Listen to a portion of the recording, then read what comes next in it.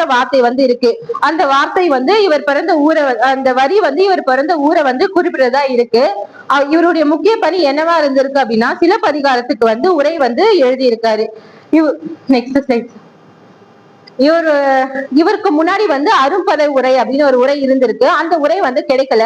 அதை தழுவிதான் இவர் உரை எழுதியிருக்காருன்னு இவர் எழுதின குறிப்புகளே சொல்லியிருக்காரு. இவருடைய வேறு பெயர்கள் அப்படின்னு என்ன பார்த்தோம்னா நிரம்பையர் காவலன். இவர் வந்து நிரம்பைன்ற ஊர்ல பிறந்திருக்காருன்னு சொன்னல, அதனால இவரை வந்து நிரம்பையர் காவலன் அப்படின்னு சொல்லிட்டு சொல்றாங்க. அப்புறம் காரும் தருவும் அணையான் அப்படின்னு சொல்லிட்டு சொல்றாங்க. அந்த காரும் தருவும் அணையான் அப்படின்னா என்ன பொருள் அப்படின்னா மேகத்தையும் கற்பக தருவையும் போன்றவர் அப்படின்னு பொருள்.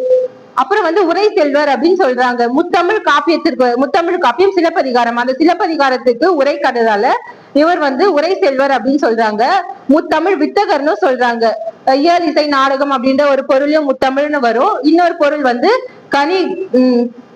கணிதம் தர்க்கம் இலக்கணம் இந்த மூன்றிலையும் சிறந்தவர் அப்படின்ற பொருளையும் முத்தமிழ் வித்தகர் அப்படின்னு சொல்லிட்டு சொல்றாங்க. இந்த வேறு பெயர்கள்லாம் இவருக்கு யாரு சொல்லியிருக்காங்க அப்படின்னு பார்த்தா டாக்டர் உ.வே.சா அவர்கள் வந்து சொல்லியிருக்காங்க. அவர் எழுதின உரை நூல்ல சொல்லியிருக்காரு. அப்புறம் வந்து இவர் ஆதரித்தவர், இந்த அடியார்க்கு நல்லாரை வந்து யார் ஆதரிச்சிருக்காங்க அப்படின்னா பொப்பண்ண காங்கேயர்கோன் அப்படின்ற ஒரு அரசர் வந்து ஆதரிச்சிருக்காரு. அவர் வந்து கன்னட நாட்டை சேர்ந்த அரசர். இவரை வந்து அடியார்க்கு நல்லாரை இந்த அரசர் தான் ஆதரிச்சிருக்காரு அப்படின்னு வந்து அடியார்க்கு நல்லாருடைய பாயிர செய்யுள்ல குறிப்பிடுறாங்க. அந்த வரி இருக்கு பாருங்க.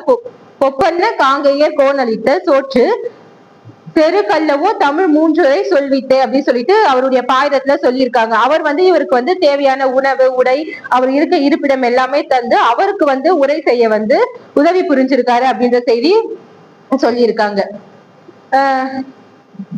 சிலப்பதிகாரம் வந்து 2ஆம் நூற்றாண்டு சேர்ந்த ஒரு இலக்கியம். அத வந்து அடியார்க்கு நல்லார் வந்து 12ஆம் நூற்றாண்டுல உரை செய்திருக்காரு. இதுக்கு இடையிலே வந்து 10 நூற்றாண்டு காலங்கள் வந்து இருக்கு. இதை தாண்டி வந்து உ.வே.சா வந்து இதை எப்ப பதிப்புக்கிறாரு அப்படின்னு சொல்லிட்டு பார்த்தோம்னா கிபி 19ஆம் நூற்றாண்டு, அதாவது 1892 தான் பதிப்பிக்கிறாரு. இந்த மாதிரி பல்வேறு கால இடைவெளியில வந்து உருவான இதுதான் நம்ம படிக்கிற அடியார்க்கு நல்லார் உரை இப்ப நம்ம கையில இருக்கு. இந்த மாதிரி பல்வேறு காலகட்டங்களை தாண்டி நமக்கு வந்து கிடைச்சிருக்க ஒரு செல்வம் அப்படின்னே சொல்லிட்டு நம்ம இந்த உரையை சொல்லலாம். இத வந்து இப்ப நம்ம படிக்கிற அடியார்க்கு நல்லார் உரை வந்து நமக்கு எப்படி கிடைச்சது அப்படின்னு பார்த்தா உ.வே.சா அவர்கள் தான் அதை வந்து திரட்டி நமக்கு வந்து அதை கொடுத்திருக்காரு. அதுக்காக அவர் என்ன பண்ணிருக்காருன்னா ஒவ்வொரு சுவடியுமே தேடி போயிட்டு பண்ணிருக்காரு. அவர் வாழ்நாள்ல பல நாட்களை வந்து இதுக்காக செலவிட்டு இருக்காரு. Next slide. இந்த உரை வந்து எப்படி கிடைச்சது அப்படின்னா ஃபர்ஸ்ட் 1880 வந்து சித்திரை மாதத்துல வந்து மீனாட்சி சுந்தரம் அவர் வந்து ஆசிரியர். அவருடைய மாணாக்கர் வந்து சோட சவாதம் சுப்பராய செட்டியார். அவர் வந்து இளங்கோவடிகளுடைய நூலை வந்து எடுத்து அதுல வந்து சில வந்து நூற்குறிப்புகள்லாம் கொடுத்து அச்சு செய்யறாங்க. எங்கன்னா சென்னை மெமோரியல் அச்சகத்துல வந்து பதிப்பிக்கிறாரு. அது வந்து 126 பக்கமும் அந்த காலத்துல அதோடைய விலை வந்து ₹1 12 இருந்திருக்கு. இந்த உரை வந்து எப்படி அவர் கிடைச்சதுன்னா அடியார்க்கு நல்லாருடைய உரையை தான் சிலப்பதிகார காப்பியமா சுருக்கி அவர் வந்து பதிப்பிக்கிறாரு. அதுக்கப்புறம் வந்து உ.வே. சாமிநாதர் அதுக்கப்புறம் தான் வந்து பதிப்பிக்கிறாரு. எப்ப பதிப்பிக்கிறாருன்னா 1892 பதிப்பிக்கிறாரு. அதை வந்து அந்த நூலுக்கு என்ன தலைப்பா கொடுத்திருக்காங்க அப்படின்னா அரும்படை மற்றும் அடியார்க்கு நல்லாரின் உரை. இது வந்து முழுமையா இல்ல, சில செய்திகள் தான் இருக்கு. பல செய்திகள் வந்து அவர் கிடைக்காம இருந்திருக்கு. அத வந்து அப்ப வந்து அந்த உரை செய்யறதுக்கு வந்து நிதி தேவைப்படல. அதுக்கு வந்து யாரெல்லாம் உதவி பண்ணாங்க அப்படின்னா ஆதீன வித்துவாக்கள், ஓதுவார்கள், உபாத்தியார்கள், பிள்ளை செட்டி அப்படின்ற முதலியார்கள்லாம் மடங்கள் தனிநபர்கள் எல்லாமே சேகரிச்சு 12 பிரதிகளை வந்து அடியார்க்கு நல்லாருக்கு கொடுக்குறாங்க. அப்படி கொடுத்து அதுக்கப்புறம் கொடுத்த அந்த உரை வந்து ஃபர்ஸ்ட் வந்தது. அதுக்கப்புறம் 30 ஆண்டு காலம் வந்து வேற எந்த செய்தியுமே அவங்களுக்கு கிடைக்கல. அத வந்து நூலா 2வது பதிப்பு செய்யணும். சில விடுபட்ட பதிப்புகள் தான் முன்னாடி இருந்தது. இப்ப 2வது பதிப்பு செய்யறதுக்கு வந்து கொழும்பு, ஆழ்வார் திருநகரி, அதாவது இப்ப இருக்க நெல்லை, திருத்தணி அந்த மாதிரி இடத்துல இந்த அடியார்க்கு நல்லாருடைய உரையுடைய சில பகுதிகள் வந்து கிடைக்குது. அதை வந்து உ.வே. சாமிநாதர் வந்து முன்னாடி மேல சொன்னல அவங்க எல்லாரும் சேர்ந்து ஒவ்வொரு பிரதிகளா திரட்டி உ.வே. சாமிநாதர் கிட்ட கொடுத்து இதை வந்து 2வது பதிப்பா செய்யறாங்க. இந்த பணிக்கு வந்து சேதுபதி சமஸ்தான மகாராஜாவும் மதுரை தமிழ் சங்க தலைவரும் திருவாரூதுறை ஆதீனமும் வந்து இந்த நிதி உதவி செஞ்சு உ.வே.சாக்கு வந்து ஆதரவு அளிக்கிறாங்க. Next slide. இப்படி ஆதரவளிச்சுதான் அந்த அடியார்க்கு நல்லார் உரை வந்து 2வது பதிப்பா வந்தது. அததான் இப்ப வந்து நம்ம வந்து அடியார்க்கு நல்லாருடைய சிலப்பதிகாரத்தின் உரையா வந்து நம்ம பார்த்துட்டு இருக்கோம். இந்த அடியார்க்கு நல்லார் வந்து சிலப்பதிகாரத்துக்கு வந்து உரை எழுதுனால நமக்கு என்ன பயன்கள்லாம் கிடைச்சிருக்குன்னா, பல நூல்கள் வந்து இசை நூல்கள் பத்தி, நாடக நூல்களை பத்தி, பல கலைகளை பத்தி நமக்கு வந்து அப்படிலாம் ஒரு நூல் நம்ம கிட்ட இருந்திருக்கு அப்படின்ற செய்தியே நமக்கு தெரியாம போயிட்டு இருக்கோம். அப்படிப்பட்ட அரிய நூல்கள் எல்லாமே வந்து இந்த சிலப்பதிகார உரை மூலமா இப்படி நம்ம கிட்ட இருந்தது அப்படின்னு வந்து அந்த தகவலை நம்ம அறிஞ்சுக்கிறோம். இந்த சிலப்பதிகார உரை அப்படின்றது அரும்பத உரையாசிரியருக்கு அடுத்துதான் வந்து 2வது உரையாசிரியர் தான் அடியார்க்கு நல்லார் அப்படின்னு சொல்லிட்டு பார்த்தோமா. இவர் வந்து இளங்கோவடிகள் சிலப்பதிகாரத்தை இயற்றியவர் இளங்கோவடிகள். அவர் வந்து அந்த நூல்ல ஒரு செய்தியை வந்து சொல்றாரு அப்படின்னு சொன்னா அந்த செய்திக்கு வந்து வலு சேர்க்கிற விதமா பல நிறைய வந்து எடுத்துக்காட்டுகள் ஓமைகள் எல்லாமே சொல்லி அவர் வந்து கருத்து சேர்த்திருக்காரு. இந்த நூல் முழுவதுக்கும் உரை எழுதியிருக்காரு அப்படின்னு சொல்லப்படுது. இருந்தாலும் இப்ப நமக்கு வந்து என்ன உரைகள் என்ன பகுதிகள்லாம் கிடைக்குது அப்படின்னா, புகார் புகுந்தது வந்து 22 காதைகளுக்கு மட்டுமே, அதாவது காணல் வரி நீங்களா இவருடைய உரை வந்து கிடைக்குது அப்படின்னு சொல்லிட்டு சொல்றாங்க. ஒரு சிலர் 19 காதைகள் மட்டும்தான் உரை கிடைக்குது அப்படின்னு சொல்லிட்டு சொல்றாங்க. பலர் வந்து இவருக்கு முழுமையாவும் உரை எழுதியிருக்காரு அப்படின்னு செய்திகளை சொல்றாங்க. இவருக்கு வந்து உரை எழுதிய நூல்களை கொண்டுதான் நம்ம பல அரிய நூல்களை அறிய முடியுது. அந்த நூல்கள் பெயர் பின்னாடி பார்க்கலாம்.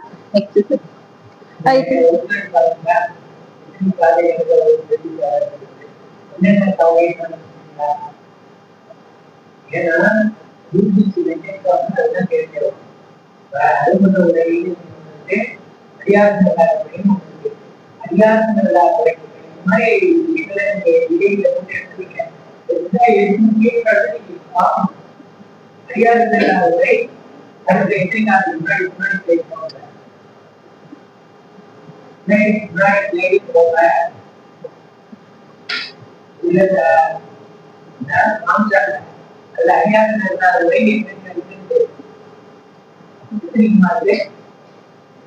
நெக்ஸ்ட் 22 இப்ப கிடைக்குது சார். ஒரு சிலர் 19 அப்படின்னு செய்தி சொல்றாங்க சார்.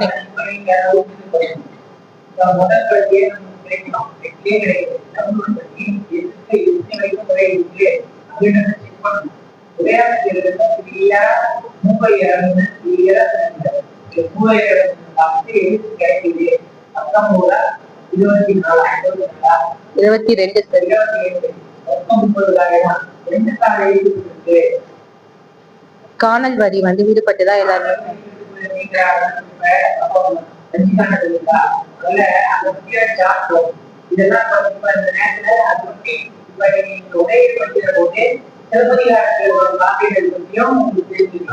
நீங்க அப்படியே ஒரு சார்ட் போட்டு 30ஐயும் வருஷப்படுத்தலாம். துபாயில பண்ணதுக்கு மதுரையில இருக்கு இதுல இதுல எதெல்லாம் எது வரல அப்படிங்கிற சார்ட்டை போட்டீங்கன்னா உங்களுக்கு எளிமையா துபாயில கத்துக்கிட்டு இதுல அது வந்து காணொலி போயிட்டு அடுத்தது 13 இருக்கு. இப்ப இந்த மாதிரி போட்டு அது எது இது அப்படின்றத வட்டம் கொடுத்தாங்கன்னா படம் கொடுத்தாங்கன்னா மனசுல ஈஸியா பதிவு. இந்த மாதிரி அப்படியே அப்படியே நீங்க அந்த அப்பதான் நீங்க அதுதான் அதை திருப்பி அதை செஞ்சு அந்த படம் போகும்.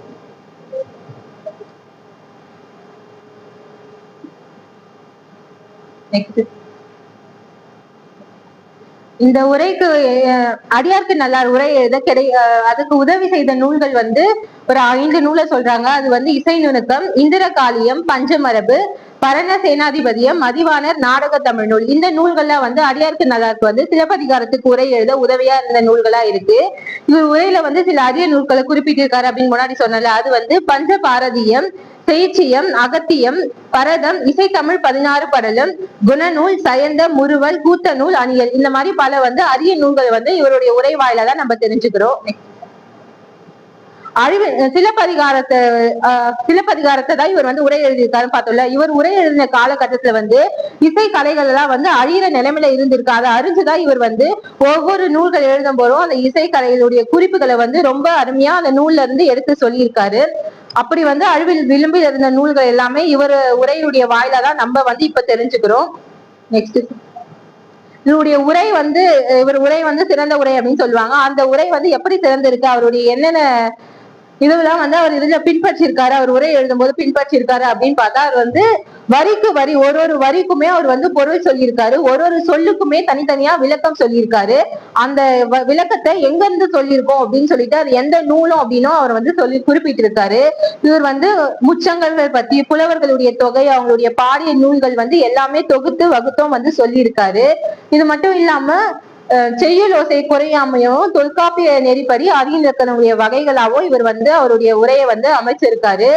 இவர் வந்து இளங்கோவடிகள் சேர மன்னரை பத்தி தான் அவரு சார்பில்தான் வந்திருந்தாலும் அவர் எந்த சேர மன்னருடையும் புகழ்ந்தும் சார்பு வச்சு ஒரு பக்கமா சாயாம நடுவு நிலையில இருந்து வந்து இந்த உரையை வந்து எழுதியிருக்கிறதுல சிறப்பா இருக்கு அப்படின்னு சொல்றாங்க. இவரது உரை இல்லை அப்படின்னா இன்னைக்கு வந்து சிலப்பதிகாரத்துல பல நுட்பமான விஷயங்கள், நாடகங்கள், இசைக்கூறுகள்லாம் நமக்கு தெரியாமே போயிருக்கோம். இவர் தான் வந்து முதல்ல கலிங்கத்து பரணியை வந்து மேற்கோள் காட்டிய உரையாசிரியர்னு சொல்றாங்க. இவரது உரைகள்ல வந்து முச்சங்க வரலாற்று குறிப்புகள் வந்து இடம்பெற்றிருக்கு. இவர் உரை எழுதுறது மூலமா நம்ம வந்து இவருக்கு வந்து கணிதம், இலக்கணம், தர்க்கம் அப்படின்ற பல்வேறு செய்திகளை, பல்வேறு கலைகளையுமே இவர் அறிஞ்சிருக்காரு அப்படின்னு சொல்லிட்டு நம்ம தெரிஞ்சுக்கிறோம். சில இடங்கள்ல வந்து இவர் உரை வந்து எதுகை மோனையுடைய செய்யுள் இனிய எதுகை மோனை அமைஞ்சு இனிய ஓசையை கொடுக்கிற செயல்களா அமைந்திருக்கணும் பாக்குறோம். இத வந்து சிலப்பதிகாரத்தை சிலர் வந்து பொய்யான கதைன்னு கூறுறாங்க. அது மாதிரி இல்லாம சிலப்பதிகாரத்தை வந்து நடந்ததை நடந்தபடி கூறும் காப்பியம் அப்படி சொல்லிட்டு அடியாருக்கு நல்லா சொல்றாங்க. பிற உரையாசிரியர்கள் போல இல்லாம இவர் வந்து ஒரு செய்தி எடுத்தாரு அப்படின்னா அந்த செய்தியை எங்கிருந்து எடுத்திருக்காரு, எந்த வரி அப்படின்ற அளவுக்கு அவர் வந்து அவர் உரையில குறிப்பிட்டிருக்காரு. இவர் வந்து மேற்கோள் காட்டிய நூல்கள் வந்து அகத்தியம், தொல்காப்பியம், திருக்குறள், சிலப்பதிகாரம், மணிமேகலை, சீவக சிந்தாமணி, முத்தொள்ளாயிரம், கலிங்கத்து பரணி, இது போல 40க்கும் மேற்பட்ட நூல்களை வந்து இவர் வந்து மேற்கோளா காட்டியிருக்காரு.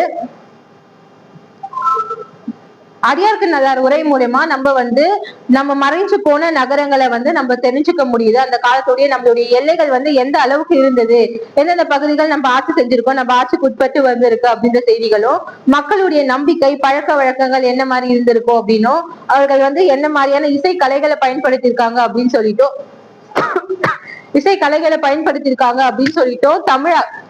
தமிழுடைய சில அரிய சொற்கள், புது புதிய வார்த்தைகள் வந்து நமக்கு இப்ப புதுசு. அந்த வார்த்தைகள் வந்து அந்த காலத்துல பயன்பட்ட வார்த்தைகள்லாம் வந்து நம்ம அவருடைய உரை மூலமா தெரிஞ்சுக்கலாம். இவர் வந்து எல்லைகளை வந்து குறிப்பிட்டிருக்காரு அப்படின்னு சொல்லல. இவர் வந்து குமரி கண்டம், மறைந்து போன குமரி கண்டத்துடைய நிலப்பதிவுகளை வந்து அப்பவே குறிப்பிட்டிருக்காரு. அது வந்து 700 காவதம் அப்படின்ற அளவுல சொல்லியிருக்காங்க. 700 காவதம் அப்படின்னா இப்ப வந்து சுமார் 1400 இருந்து 700 மைல்கள் வரைக்கும் அது குறிப்பிட்ட தூரத்துக்குள்ள இருக்கும்னு சொல்லியிருக்காங்க. இதுக்கு வந்து எந்த வரியை மேற்கோளா காட்டியிருக்காங்கன்னா, பக்ருளி ஆற்றுடன் பன்மலை அடுக்கத்து குமரி கோடும் கொடுங்கடல் கொள்ள அப்படின்ற வரியை வந்து இவர் வந்து நில அளவையை குறிக்கிறதுக்காக பயன்படுத்தி இருக்காரு. இந்த செய்தி வந்து சிலப்பதிகாரத்துக்கு தானே உரை எழுதும் போது அந்த செய்தி சொல்லியிருக்காரு. இந்த செய்தியா அந்த எந்த காதையில இருந்து எடுத்திருக்காங்க அப்படின்னா, காப்பியத்தின் கடலாடு காதை அப்படின்ற காதை, மதுரை காணத்துல கடலாடு காதை அப்படின்ற காதையில இருந்து இந்த செய்தியை வந்து உரை எழுதும் போதுதான் இந்த குமரி கண்டத்தை பத்தி செய்தியை வந்து அவர் சொல்லியிருக்காரு. இந்த சிலப்பதிகாரத்துல வந்து முதலா வந்து ஒரு நிலப்பரப்பை பத்தி சொல்லியிருக்காங்க. அதாவது குமரி கண்டத்துடைய நிலப்பரப்பை வந்து முதலா வந்து இந்த உரையில தான் சொல்லியிருக்காங்க. சிலப்பதிகாரம் காப்பியம் தான் சொல்லியிருக்கு. இதுல வந்து தொடியோல் போகம் என்ற தொடருக்கு விளக்கம் அளிக்கும் போதுதான், அந்த வரிக்கு விளக்கம் அளிக்கும் போதுதான் குமரி கண்டத்துடைய எல்லையை வந்து அவர் விவரிச்சு சொல்லியிருக்காரு.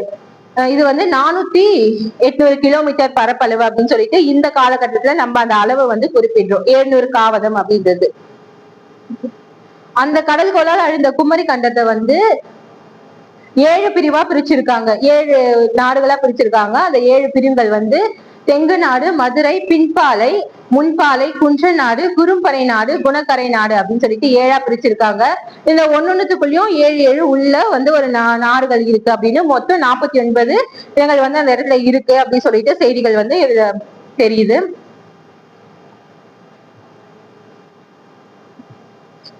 இது வந்து ஆழிப்பேரலை, அதாவது சுனாமி வந்து அழிஞ்சிருச்சு அப்படின்னு சொல்லிட்டு வந்து அவருடைய உரையிலே குறிப்பிட்டிருக்காங்க. இந்த மாதிரி சுனாமி வந்து குமரி கண்டம் அழிஞ்சதுனாலதான் பாண்டிய மன்னன் வந்து வடதிசை நோக்கி இமயம் வரை வந்து போர் செய்து வெற்றி பெற்றான் அப்படின்னு சொல்லியிருக்காங்க. அவர் போர் செய்ய காரணம் வந்து அவருடைய நாடுகள் வந்து கடல் கொள்ளல அழிஞ்சிட்டு இருக்கு. அதுக்கப்புறம் வந்து அவர் வந்து தன்னுடைய ஆட்சி நிலத்தை பிடிக்கிறதுக்காக தான் வட திசையில இருந்து இமயம் வரைக்கும் வந்து அவர் போர் செய்து வெற்றி பெற்றிருக்காரு. இந்த சிலப்பதிகாரம் அப்படின்ற நூலை வந்து பல விஷயங்களை நம்ம அறிஞ்சு செய்யறதுக்கு இப்ப வந்து நமக்கு வந்து வழிகாட்டியா எது இருக்கு அப்படின்னா அடியார்க்கு நல்லார் உரை இருக்கு. இவர் வந்து எந்த மாதிரியான விளக்கங்கள்லாம் கொடுத்திருக்காரு அப்படின்னா, இவர் வந்து ஒரு ஒரு பொருளையும் சொல்லும் பொழுது அதை வந்து ரொம்ப ஆர்வம் மிக்க அந்த சொல்ல வந்து நம்ம பார்த்து திகைக்கிற அளவுக்கு தான் அவர் உரைகள் வந்து இருக்கு. அதுல வந்து ஒரு மேற்கோள் வந்து சொல்ற சிலம்பின் பாடல், சிலப்பதிகாரம் ஒரு பாடல்ல அகிலும் துகிலும் ஆரமும் வாசமும் அப்படின்னு ஒரு வரி இருக்கு. அந்த ஒரு வரிக்கு அவர் வந்து அகிலினுடைய 5 வகைகள், அகில்னா என்னன்னு சொல்லிட்டு அது 5 வகைகள், துகிலுடைய 37 வகைகள், ஆரத்தின் 6 வகை தொகுதி, வாசனை பொருட்கள் 15க்கு மேலும் பல வகை இருக்கு, அது எல்லாமே சொல்லியிருக்காரு. அப்புறம் 14 வகையான மலை பொருட்கள், அதாவது மலை சரக்குகள் அப்படின்னு ஒரு பெரும் பட்டியலே, அந்த ஒரு வரிக்கு வந்து பெரும் பட்டியலே வந்து நமக்கு தந்திருக்காரு. இது மட்டும் இல்லாம அவர் வந்து காட்டன் நைலன் அப்படின்னு நம்ம இப்ப சொல்ற துணி வகைகளுக்கு இறைஞ்சி, வெண்பொத்தி, செம்பொத்தி, பனிப்பொத்தி அப்படின்னு சொல்லிட்டு அந்த காலத்துல வந்து ஆடைகளுடைய வகைகளை வந்து பிரிச்சிருக்காங்க அப்படின்னு சொல்லிட்டு சொல்றாங்க.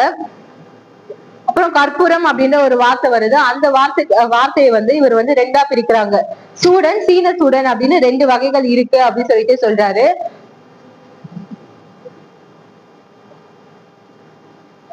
இவர் வந்து பாயிரம் எழுதும் போது ஒரு ஒரு சிறு குறிப்புக்குமே எழுதினாரு. அந்த சிறு குறிப்பும் நம்மளுக்கு புரியாம போயிடக்கூடாதுன்னு அவர் எழுதிய குறிப்புக்குமே இவர் இதுதான் விளக்கம் அப்படின்னு சொல்லிட்டு அவர் எழுதிய குறிப்புக்குமே அந்த குறிப்புக்குமே விளக்கம் வந்து கொடுத்திருக்காரு. அதே மாதிரி முன்னீருள் புக்கு அப்படின்னு ஒரு வரிக்கு இது வரைக்கும் நம்ம எல்லாருமே ஆற்று நீர், ஊற்று நீர், வான்மழை அப்படின்னு 3 பிரிவா வந்து மழை நீரை வந்து பிரிக்கிறாங்க அப்படின்னு சொல்லிட்டு சொல்லியிருக்காங்க. ஆனா அடியாருக்கு நல்லார் வந்து மண்ணை படைத்து, மண்ணை காத்து, மண்ணை அழிக்கும் அப்படின்னு 3 செயல்களை வந்து இந்த முன்னீரினில் புக்கு அப்படின்ற வார்த்தை வந்து சொல்லுது அப்படின்னு சொல்லிட்டு அவருடைய உரையில சொல்லியிருக்காரு. இவர் வந்து காலத்தையும் கணிச்சிருக்காரு. எந்த மாதிரினா